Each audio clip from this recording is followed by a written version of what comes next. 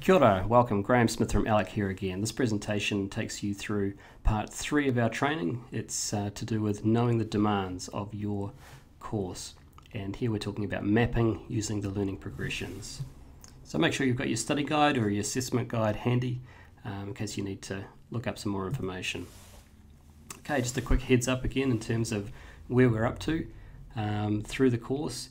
And this slide shows how the course tracks through the 7 basic areas required by the unit standards and the qualification.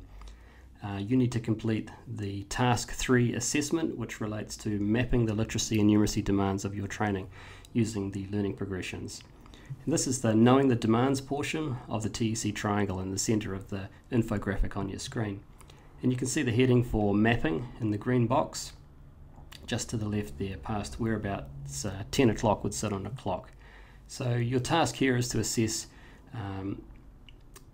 your course using a technique that we call best guess mapping using the learning progressions. And the idea here is that you're analysing the demands, the literacy and numeracy demands of your training program, both in broad brushstrokes terms and also in terms of some specific examples of your resources and activities and texts.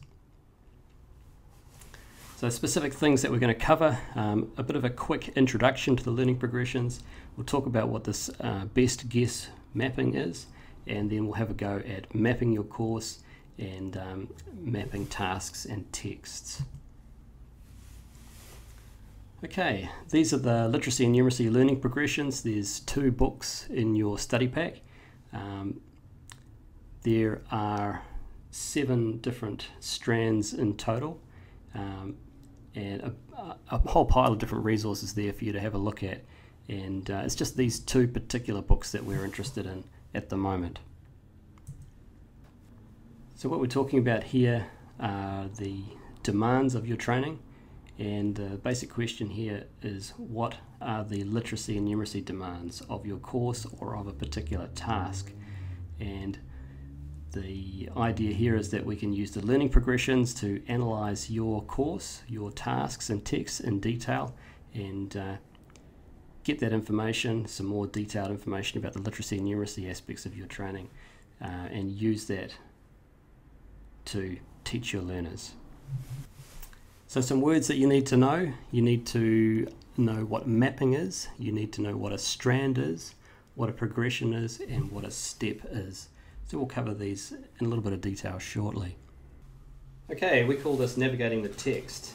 There's some literacy ideas here as well. The main one is that if you're going to get your learners to work with a reference guide of some kind, it's really useful to teach them how that reference guide works. So we just like to stop here and have a look at the reference guide that we're supposed to be working with, which is the learning progressions for adult literacy and numeracy.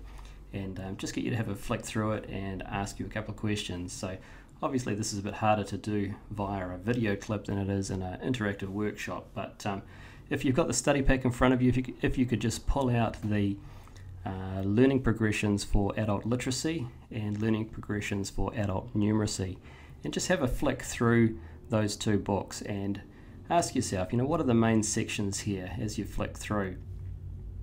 What are your first impressions? Does anything in particular stand out as you flick through these books? Another question, where can you find the most useful information? And this is really the key question. We talk about this a bit more when we do the live training, but the answer is actually in the back. I guess this can be different for different people, but the most useful information in these learning progressions books is actually the strand charts at the back. So make sure you don't just use these to prop up desks and things like that, or don't even try to read them through from cover to cover. The best thing that you can do with these resources is flick through them, and we think that if you flick through from the back, that's a good way to go as well. So they're designed for you to dip into them as a resource, and when we watch people using them, usually we see people with a finger or a thumb in some front section and another finger or a thumb tucked in the back where the strand charts are.